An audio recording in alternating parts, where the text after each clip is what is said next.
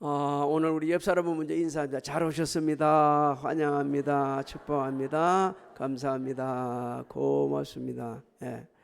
오늘 우리 교회에 오신 우리 모든 성도 여러분들 정말 감사드립니다. 또 보면 대부분 얼굴이 익숙한 분들 참 고맙고 감사합니다.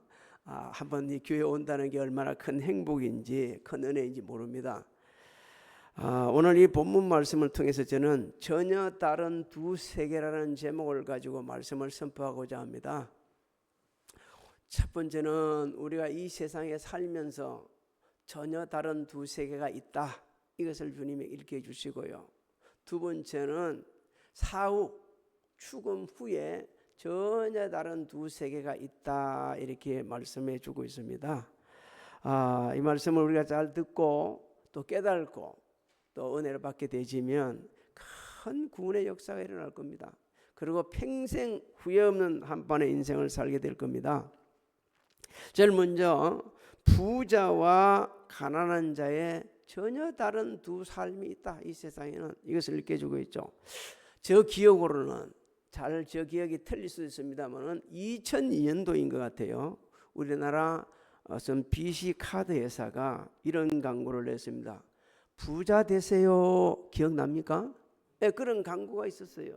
이 광고가 얼마나 효과를 거두었는지 부자가 되고 싶은 사람들이 카드를 다 했습니다. 그러고 엄청난 아주 효과가 일어났어요. 이것은 다른 말로 표현하면 저뿐만 아니고 오늘 오신 분 모든 분들, 그리고 이 세상의 모든 사람들은 다 부자로 살고 싶은 마음이 있어요. 오늘 오신 분들 다 부자 되시기를 소망합니다. 근데 부자가 됐다 해가지고 그 부자로서의 삶이 어때요? 그게 정말 더 중요해야 돼요. 네, 삶이 더 중요한 거예요. 부자가 안 되든 간에 삶이 참 중요한데, 먼저 보면 부자가 어떤 정도 부자이고 또 이 사람은 어떻게 살았는지를 소개를 해주고 있습니다. 우리 주님이 19절을 한번 읽어볼까요? 시작. 한 부자가 있어 자색 옷과 고운 베옷을 입고 날마다 호화롭게 즐기더라.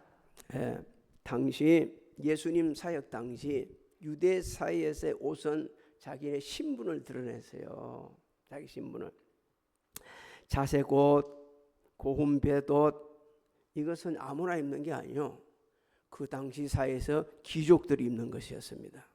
그 다음에 높은 지위에 있는 사람이 입었어요. 또 돈 많은 사람이 입는 옷이었어요.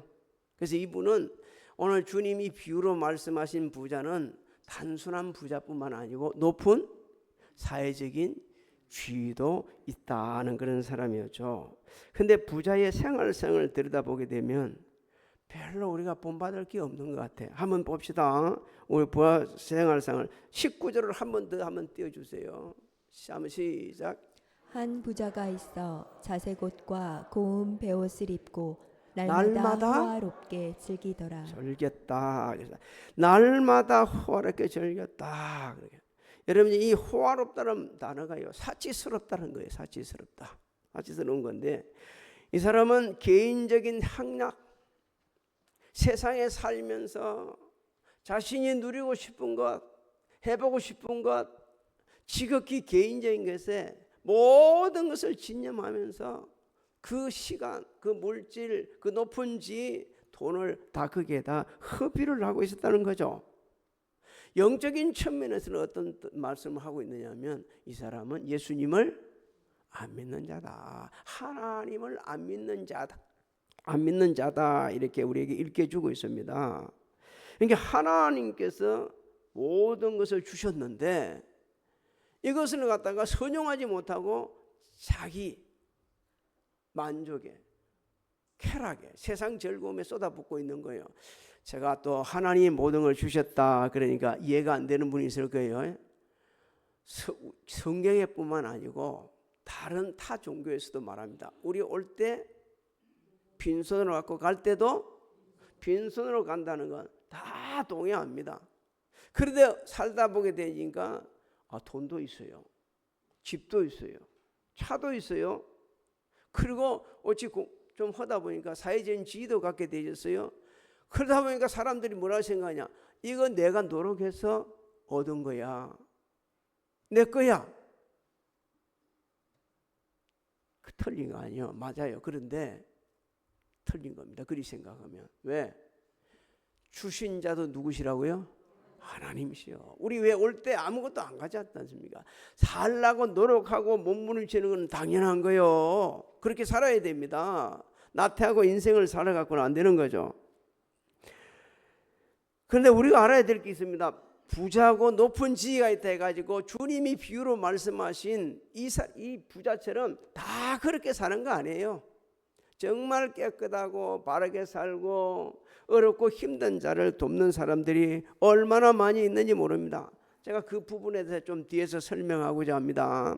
자, 이번에는 하나님께서 지극히 가난하고 병들고 비참하게 사는 한 사람을 소개합니다. 20절로부터 21절 한번 읽어볼까요? 시작. 그런데 나사로라 이름하는 한 거지가 헌데투성이로 그의 대문 앞에 버려진 채 그 부자의 상에서 떨어지는 것으로 배불리려 하매 심지어 개들이 와서 그 헌대를 핥더라. 이 그런데란 단어는요, 앞에 부자하고 지금 뒤에 소개되는 이 거지하고 거지 나사로하고 비교를 시켜주는 거예요. 한 사람은 지극히 부자예요. 한 사람은 지극히 가난해. 가난 정도가 너무 심각한 상황입니다. 이렇게 살고 싶은 사람 아무도 없어요. 그런데 나사로라는 이름의 의미가 있습니다. 나사로는 의미는 하나님이 도우시는 사람. 하나님은 아무나 도우시는지 알아요? 하나님을 믿는 사람을 도우는 거예요. 아무나 도우는 게 아니에요. 정말 하나님의 도우심을 받을 수밖에 없는 믿음의 사람이었다고 이렇게 말을 하고 있는 겁니다. 그런데 말이요, 그러면 이리 생각할 거예요. 하나님이 도우시는데 왜 그렇게 못 사냐? 아니, 하나님이 도우시는데 왜 그렇게 병이 들어 심각하냐? 어느 정도로 심각합니까? 병이 들어가지고요, 치료받을 수도 없어. 심지어 개들이 와서 핥고 있어요. 이 개들은 집에서 키우는 반려견이 아닙니다. 들개를 이야기해. 들개. 사나운 들개들이 와서 핥고 있어요. 몸이 얼마나 흐렸던지 병들고 심각해져서 너무너무 가난해. 갈 데도 없고. 그래서 부자 어디에? 집 앞에 딱 누워가지고 거기서 부자가 버리는 음식 먹고 살고 있는 거예요. 갈 수도 없고 그러니까 그렇게 사는 사람입니다. 여러분, 하나님의 도우시는 사람이 이렇게 산다니까 누가 하나님 믿겠어? 누가 하나님 믿고 싶은 사람 누가 있겠냐고요. 아니, 하나님이 도우시는 사람이 이렇게 사는데 다 그렇게 생각할 수 있을 겁니다. 지금. 근데 하나님께서는 이 말씀을 통해 우리에게 놀라운 진리를 일깨주고 있습니다. 두 사람의 상황은 참 다르지만 사는 방법이 틀려. 한 사람은 가진 것 가지고 늘 즐겁게 매일 희노애락 즐기면서 살고 있지만 그 시간을 허비하는 불행한 인생이에요. 사실상 돈 가지고 있는 사람은. 근데 가진 것 없지만 비록 부스러기를 부자상에서 떨어지는 그 부스러기를 먹고 살지만 이 사람에게는 뭐가 있어요? 하나님을 믿는 믿음이 있었어요. 믿음이 있었어요. 성경은 이렇게 말씀하고 있습니다. 부자라고 교만하지 말고 높은 지위를 가지고 있다고 해가지고 네가 마치 다 된 것처럼 생각하지 말아라. 그래도 가난하다고 너무 낙심하지 말고 인생 포기하지 말아라. 하나님은 얼마든지 이것을 뒤바꿔 놓으실 수 있다고 이렇게 말씀하고 있습니다. 사무엘상 2장 6절로 7절을 한번 읽어볼까요? 시작. 여호와는 죽이기도 하시고 살리기도 하시며 수울에 내리게도 하시고 거기에서 올리기도 하시는도다. 여호와는 가난하게도 하시고 부하게도 하시며 낮추기도 하시고 높이기도 하시는도다. 하나님은 얼마든지 바꿔놓을 수 있어요. 이 세상에서 살면서 삶의 환경도 바꿔놓을 수 있고요. 가지지 못한 가난도 바꿔놓을 수 있고요. 세상에 가지 못한 쥐도 바꿔놓을 수 있고요. 모든 것을 이 세상에서는 하나님이 다 바꿔놓을 수 있는 겁니다. 다 바꿔놓을 수 있어요. 여러분, 우리 중에도 지금 이렇게 우리 교회는 뭐 세상에 나가가지고 뭐 권세 잡은 분들은 그렇게 많지 않아요. 직장은 다 나름대로 있고 또 교사도 있고 여러 가지 있지만, 그런데 하나님께 어느 날 바꿔 나가서 우리 중에 누가 국회의원 시킬 수 있습니다. 장로님 될 수 있어요. 네. 하나님께서 바꿔놓으면 다 그렇게 인생을 바꿔놓을 수 있는 거예요. 그런데 사람들이 갑자기 바뀌어지게 되면 그걸 감사하고 오히려 귀하게 써야 되는데 그렇지 않네. 몰라. 근데 역사에 보게 되면 하나님을 잘 믿는 사람들은요, 언제나 선한 일에 부유했습니다. 오늘날 독일은 유럽에서도 아주 강대국 중에 강대국 나라고 세계에서도 아주 대단한 나라 중에 나라입니다. 그런데 중세기가 끝나고 근세기가 시작될 무렵 독일은 유럽에서 제일 못 사는 후진국이었어요. 그 당시 하나님을 진짜 잘 믿는 한 분이 있었는데 그분이 아우구스트 헤르만 프랑케라는 그런 사람입니다.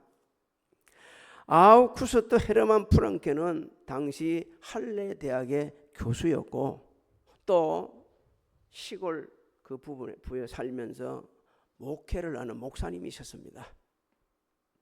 그분은 늘 마음에 가난한 애들이 집안 애들이 학교 못 가는 거 너무 마음이 아픈 거예요. 그래서 이분이 1695년입니다. 1695년에 있는 돈 없는 돈 다 끄집어내 가지고 학교를 하나 세워요. 학교를 하나 세워 가지고 이제 그 교사들을 들이라고 교사가 없잖아요. 그러니까 할례 대학교 자기 학교 자기 제자들을 다 교사로 다 채용을 해요.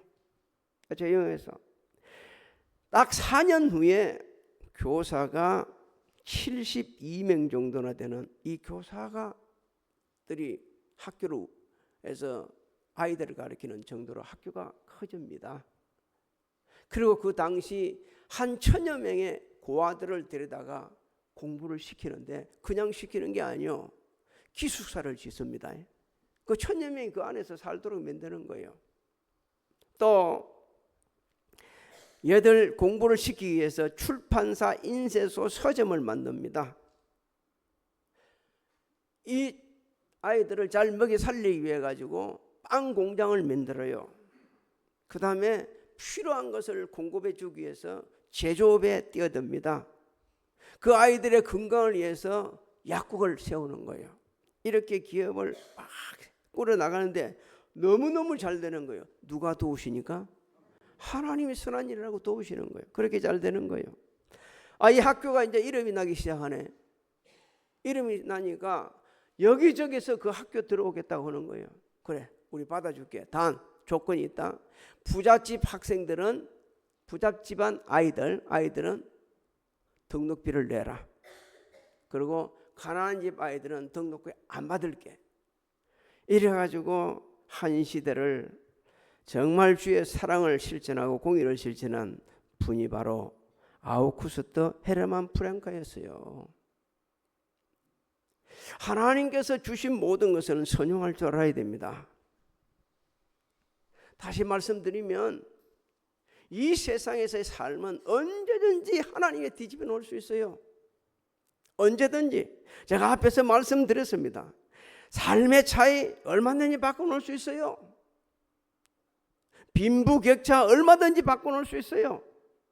사회주의 하나님께서 역사하시면 얼마든지 될 수 있어요. 얼마든지. 뭐 대함이 사니까는 안 되고 저 서울에 살아야만이 뭐 되고, 아니요. 그렇지 않아요. 얼마든지 하나님 밖에 놓칠 수 있습니다.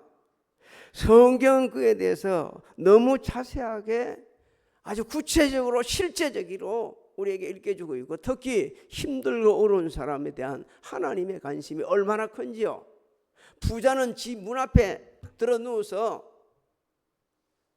들깨 가고 괴롭히는 그 계절주다 쫓아낼 수 없는 나사로 한 번도 돌아보지 않았지만 하나님께서는 그를 돌보고 계셨습니다. 시편 68편 5절로 6절을 한번 읽어볼까요? 시작. 그의 거룩한 처소에 계신 하나님은 고아의 아버지시며 과부의 재판장이시라.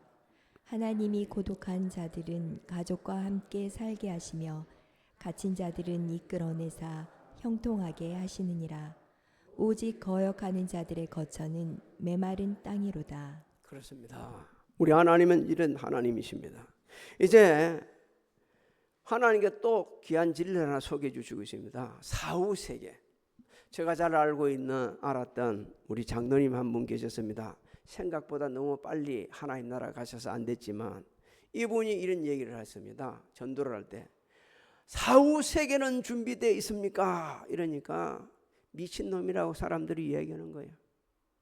야, 이 미친놈아, 지금 사는 것도 힘들어 죽었는데 사후 조금 있는 말 리얼하게 그냥 그대로 설명할 거예요. 무덤 너머에 있는 세계 준비, 네 그 준비했냐 하니까 미친놈이라는 거예요, 전부 다.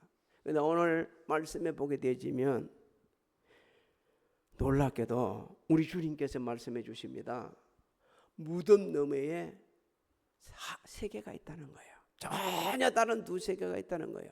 그런데 대부분의 사람들이요, 무덤 너머에 있는 세계를 막연하게 믿고 있습니다. 그 증거가 뭔지를 아십니까? 예수 믿는 사람이나 안 믿는 사람이나 이렇게 말합니다. 나 죽어서 좋은 데 가고 싶다. 죽어서 좋은 데 가고 싶다. 이거는요, 막연하게 무덤 너머에 있는 세계를 알고 있다는 거죠. 근데 성경은 너무 구체적으로 이렇게 주고 있어요. 22절로 23절을 한번 읽어볼까요? 시작. 이에 그 거지가 죽어 전사들에게 받들려 아브라함의 품에 들어가고 부자도 죽어 장사되매 그가 음부에서 고통 중에 눈을 들어 멀리 아브라함과 그의 품에 있는 나사로를 보고. 자, 이 말씀을 보면서 우리가 공통점을 좀 찾아봐야 됩니다. 부자도 죽고 거지도 죽었어요. 나사로도 죽었어요. 여러분, 이 세상에 사는 사람들은 다 죽습니다. 다 죽어요. 이걸 성경에 이렇게 말씀합니다. 사람이 한 번 나서 죽는 것은 정한 이치다. 하나님 정해 놓으셨어요. 그래서 다 죽을 수밖에 없어요. 죽으면 그 이유가 달라지는 거예요. 죽는다는 점에는 꼭 같은데 세상 살면서 삶의 질이나 내용이나 이런 것들이 차이가 날 수가 있어요. 그 죽는다는 것은 공통이에요. 누구도 여기서 이해될 사람 한 사람도 없어요. 아무리 착하게 살았던, 예수님을 잘 믿었던, 높은 권세를 가졌던, 큰 기업을 해서 수천 명 수만 명을 먹여 살렸던 사람이들 다 생을 마치게 돼 있어요. 우리 많이 봤지 않습니까? 이건희 회장도 세상 떠나고, 제가 유일하게 전도를 했던 정주인 회장도 전도를 했고, 전도하는 거 죽었고, 사람들이 다 죽었어요. 다 죽었어요. 그런데 그놈의 세상이 달라져. 어떻게 달라졌습니까? 나사로는 어떻게 됐어요? 아브라함 품에 있었어요. 아브라함 품에. 아브라함 품에 가기 전에 누가 보내시냐면요, 천사를 하나님이 보내셔서. 그 부분 한 번만 더 떼우세요, 강도사님. 자, 그 거지가 죽자 어떻게 됐어요? 천사의 받들러 아브라함 품에 들어갑니다. 하나님이 즉시 천사를 보내셔가지고 그를 품고서 같이, 아브라함 품은요, 하나님 품 천국을 의미합니다. 이 천국을 입성시킨 거예요. 근데 부자는 죽어서 장사됐어요. 얼마나 많은 사람들이 그 부자 장사 치를 때 사람들이 많이 왔겠어? 매일 좋은 말을 다 했겠죠. 그런데 추모사에 별의별 말, 좋은 말을 다 했겠지만 그가 가 있는 곳은 어디죠? 음부에서 고통 중에 있는 중입니다. 너무너무 고통이 심해서 눈을 살짝 힐눈을 떠 보니까 지금 나사로가 아브라함 품에 안겨 있는 걸 보게 되지는 거예요. 너무 기가 막히죠. 아니, 제 살아있을 때는 내 집 문턱에 누워서 꼼짝달싹도 못하고 내 음식벌이를 먹고 살았는 놈이 저기 가 있어? 그야말로 눈이 확 뒤집혀지는 거예요. 우리 속에는요, 남 잘 되는 거 못 봅니다. 남 잘 되는 거 못 봐. 눈이 뒤집히죠. 여기까지 저하고 우리 몇 년 전에 같이 잘 살았는데 저놈이 저렇게 잘 됐다고 어시대. 참 눈꼴 사람 못 봐주네. 이 정도가 아니에요. 부자는 너무 기가 막힌 거예요. 너무너무 부자가 가고 있는 그 음부는 지옥입니다. 지옥이에요. 그래서 이제 이 지옥에 가 있는 부자가 제안을 합니다. 24절을 한번 읽어볼까요? 어떤 제안을 하는지. 시작.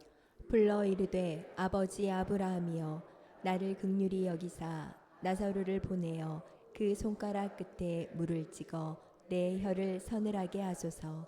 내가 이 불꽃 가운데서 괴로워하나이다. 우리가 똑바로 성경을 봐야 됩니다. 나사로 아니라 부자는 지가 이 세상에 사는 동안 남의 관심 한 번도 안 가졌어요. 거지 나사로 불쌍히 여긴 적이 없어요. 근데 지금 지옥에서 뭐라고 그럽니까? 나 불쌍히 여겨달라고. 우리 같으면, 죄 많은 우리 같으면 뭐라고 말하겠습니까? 웃기고 있네.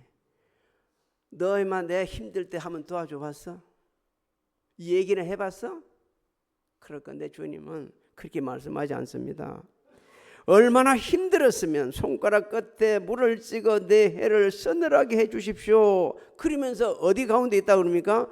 불꽃 가운데서 괴롭습니다 라고 말씀하고 있습니다. 너무너무 고통스러운 거예요. 너무너무 힘드는데도, 물 한 방울만 있으면 살고 싶은데도, 뭔가 좀 될 것 같은데도 없어요. 그런데 하나님은 딱 거절합니다. 딱 거절해요. 근데 더 안타까운 것은 지옥에서 고통당하고 있으면서 왜 자신이 거기에 가지고 고통당하고 있는지 이걸 모르고 있어요. 오늘날도 마찬가지입니다. 자신이 고통당하면서도 왜 고통당하고 있는지 모르는 사람들이 너무 많아요. 왜 전도해야 되는데 전도 왜 해야 되는지 모르는 사람들이 너무 많아요. 그래서 오늘 이 말씀을 들으면서 변화가 일어나기를 주의 이름으로 소망합니다. 여러분, 내 자식이, 내 남편이, 내 이웃 사람이, 내 가족이 물 한 방울로 혀를 죽일 수 없는 그 고통스러운 불 속에 들어가 있다고 생각해 보십시오. 그 가는 거 괜찮겠어요? 그거 놔둬도 되겠어요? 안 되거든요. 그렇게 되면 죽기 살기로 전도해야 되는 겁니다.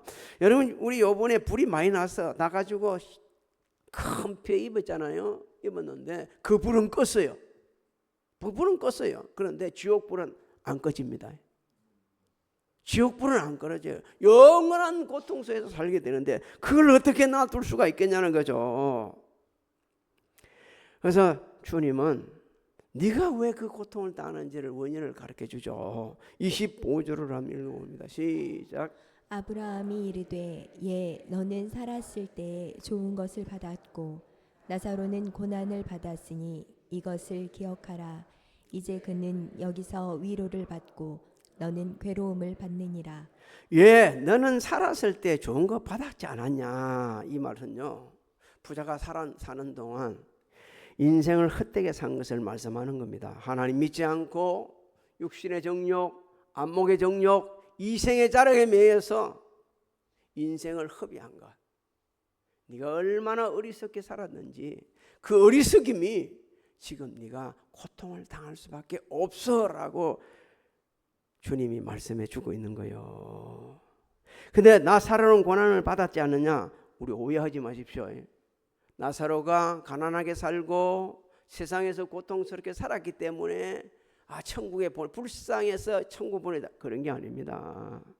그 구차한 삶을 살면서도 하나님을 경외하였기 때문에, 하나님을 믿었기 때문에, 그 믿음으로 그 구차한 삶을 이겨나갔기 때문에 그 믿음을 보시고 하나님 나라로 인도해 주신 것입니다. 그러면서 좀 부자가 착각하고 있었어요. 나사로하고 이렇게 왔다 갔다 물 보내갖고 물 좀 찍어주라는 게 주님이 말씀하십니다. 니하고 나 사이는 갈 수가 없어. 큰 구렁텅이에 있으기 때문에 못 가. 천국과 지옥은 분리되어 있어. 아무도 못 가요. 오갈 수도 없어요. 거기는 없어요. 그 소리를 딱 듣더니까 부자가 생각나는 거예요. 천국과 지옥은 살아있을 때 결정해야 되네. 이제 딱 끝나고 나서는, 죽고 나서는 결정할 수가 없네. 살아있을 때 결정해야 돼. 지금 결정해야 됩니다.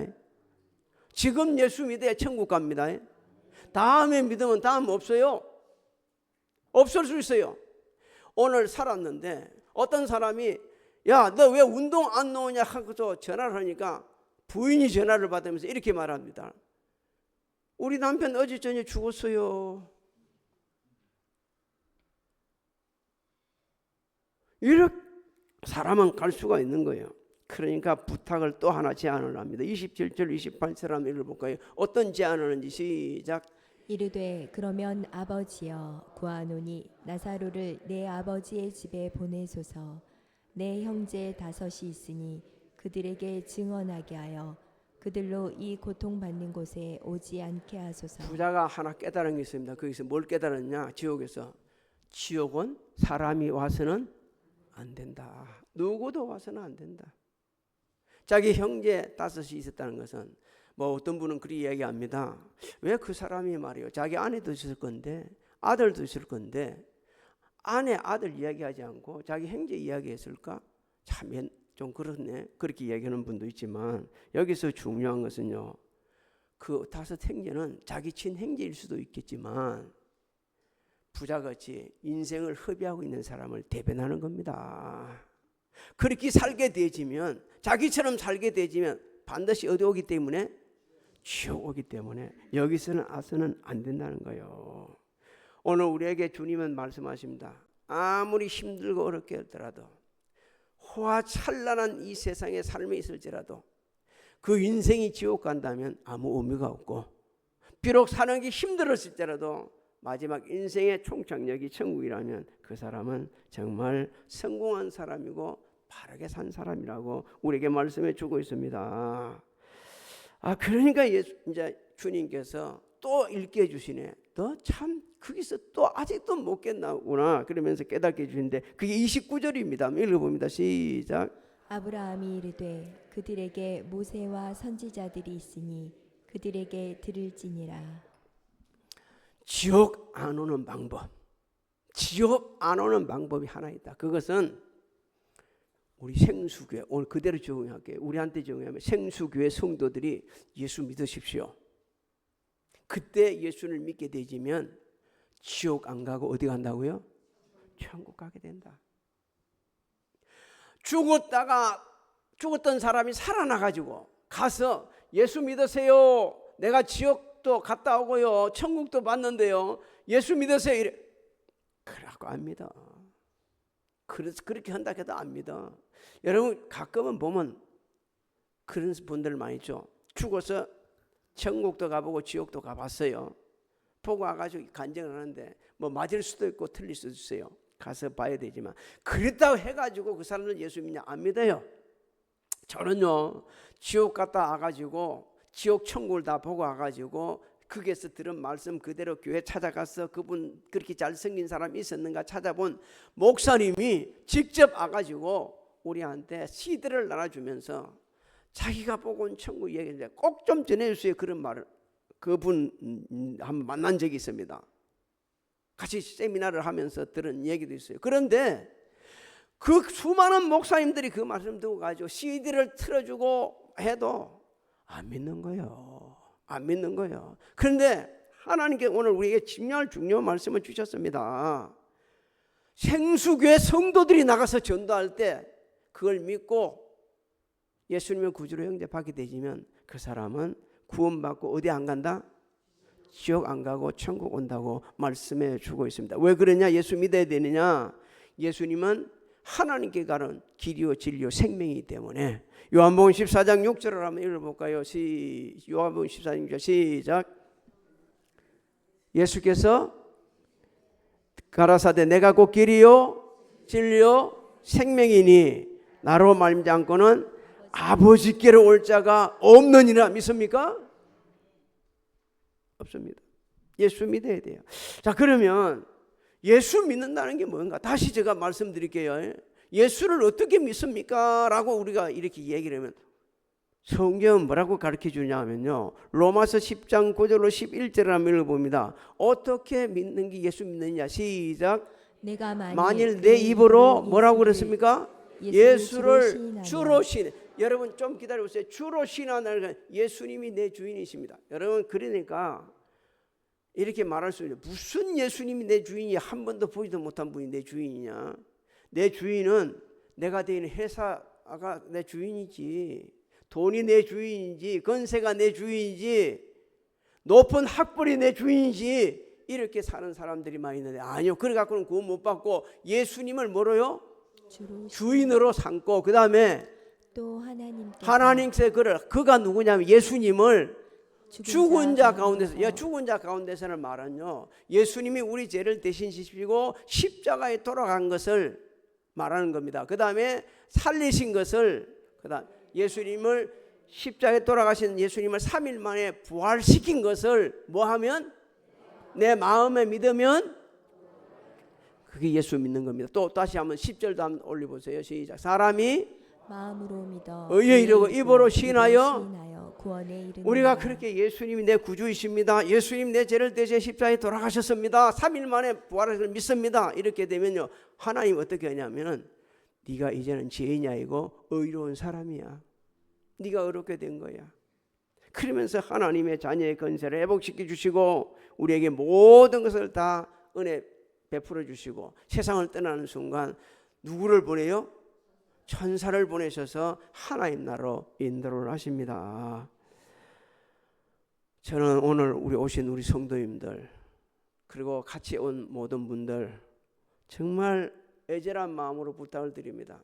단 한 사람도 지옥 가서 안 됩니다. 그 가는 곳이 아니에요. 가서는 안 됩니다. 그 가지 않으려면 여러분 막연히 예수 믿는 게 아니에요. 천국은 막연히 있는, 지옥은 막연히 있는 그런 가상적인 세상이 아니에요. 실제로 존재하는 세상입니다. 실제로 있는 곳이에요. 모든 너머에 세계가 있다는 거 우리 알아야 됩니다. 이 세상 사는 날이 우리 얼마인지는 아무도 몰라. 그것은 누구 몫이요? 하나님 몫이요. 그런데 어떻게 살아야 하는 것은 이건 우리 몫이요. 이건 우리 몫이요. 예수를 믿고 살아야 합니다. 예수 믿는다고 해서 다 천사 아니요. 목회자, 목사님이라 하면서도 좋지 않는 일을 하는 목사님 많아요. 저도 그렇고 모든 분이 그래요. 예수 안 믿는 사람도 아주 선하게 사는 것 같지만 뒤에 보게 되면 별의별 일을 다 하는 사람들 많아요. 그런데 하나님은 사랑이 많으셔가지고 예수님을 구주로 영접하게 되어지면 네가 과거, 현재, 미래 지었던 죄를 다 사해 주신다고 그랬습니다. 그래서 천국 가게 하신다는 거예요. 오늘 오신 우리 모든 분들 그리고 살아오는 성도님들 왜 전도를 해야 되는지를 다시 한번 마음에 가게 하시고 또 오신 분들은 예수님을 꼭 구주로 영접하여서 구원받으시고 하나님 갈 수 있기를 주의 이름으로 소망합니다. 제가 기도할 때 따라 좀 하시기 바랍니다. 눈을 감고 다 같이 따라 보시기 바랍니다. 하나님, 나는 죄인입니다. 예수님이 나의 죄를 대신 지시고 십자가에서 돌아가신 것을 마음으로 믿고 입으로 시인을 합니다. 하나님께서 예수님을 죽은 자 가운데서 3일 만에 부활시키신 것을 마음으로 믿고 입으로 시인을 합니다. 하나님의 뜻대로 살지 않고 내 마음대로 살면서 지은 죄를 용서하여 주시옵소서. 예수님을 나의 구주로 마음에 모십니다. 나의 구주가 되어 주시옵소서. 하나님은 나의 아버지가 되어 주시옵소서.